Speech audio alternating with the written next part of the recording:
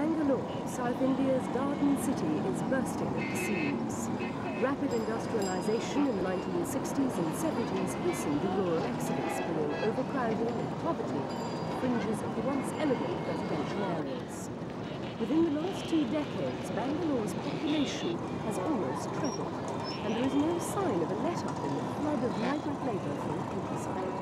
They come from far and wide, spurred by economic hardship and high expectations of what city life is about. There are those who have not given up their former lives in the country. They're the lucky ones. While making the all-too-necessary incursions into town, they've managed to retain their identity and earn enough for themselves and their families.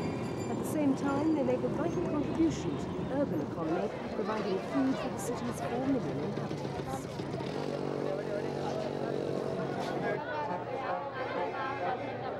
However, those with no land of their own have no option but to uproot themselves.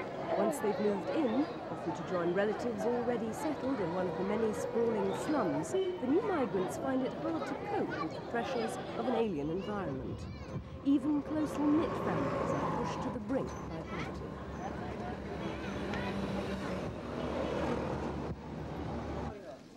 The children are the inevitable victims of the ensuing process of disintegration.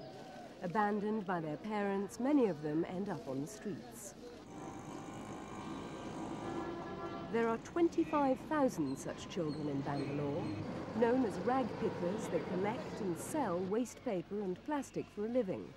Isolated, they're often exploited or abused.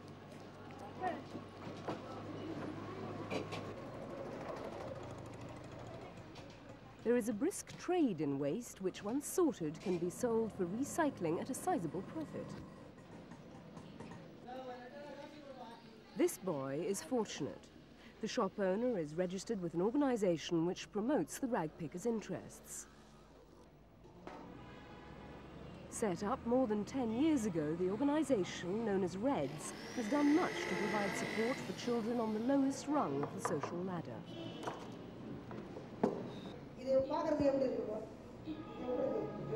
They're offered shelter and training in manual skills on a voluntary basis. The youngsters who attend this night class do so because they want to. They have a chance to improve their prospects and gain a measure of self-respect. And they're only too happy to take that chance. The priest in charge believes street children can rejoin mainstream society.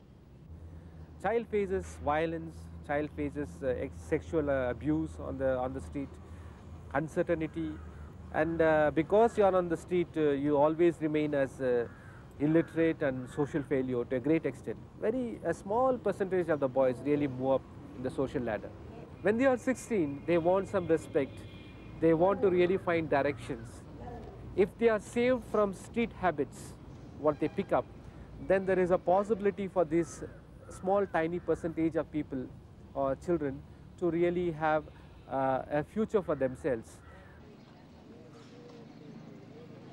Other organisations have linked up with REDS to help homeless children.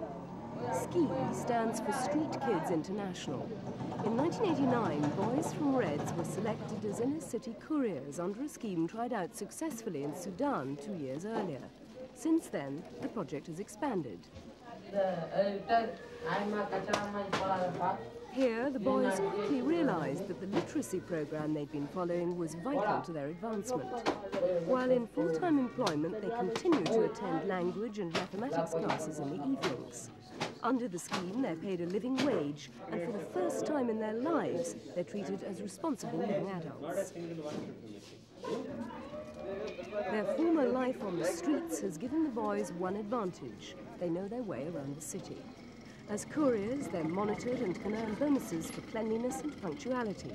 They're also encouraged to save some of their pay. The work, however, is not permanent. After 3 years, the youths are expected to have gained enough confidence and experience to find jobs on their own.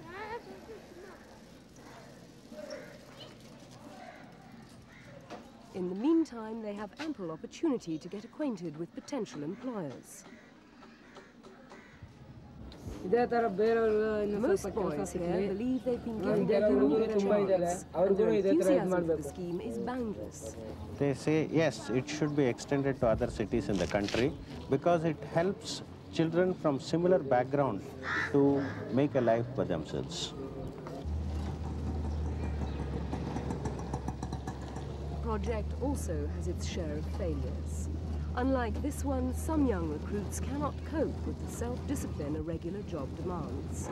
A few leave or are asked to leave for not abiding by the rules. But with so many children needing the kind of assistance these boys are getting, those who've been selected are usually keen to give satisfaction.